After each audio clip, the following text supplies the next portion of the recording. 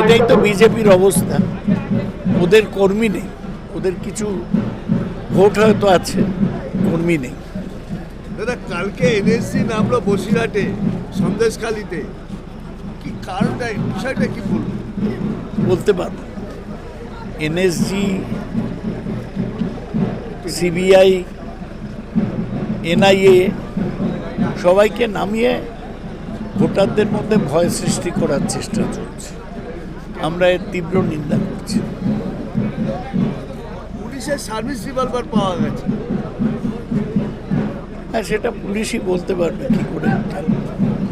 পুলিশের কোথায় নেগলিজেন্সি আছে যে তাহলে এরকম বারুদ, গোলা বারুদ তো আগেই বার করা উচিত ছিল, কোনো সন্দেহ নেই।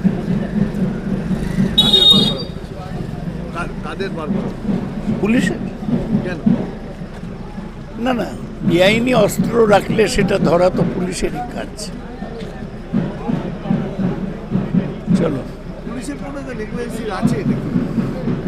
নেগলিজেন্সি আমি বলতে পারবো না, অপদার্থতা তাদের পুলিশের যারা দেখার কথা।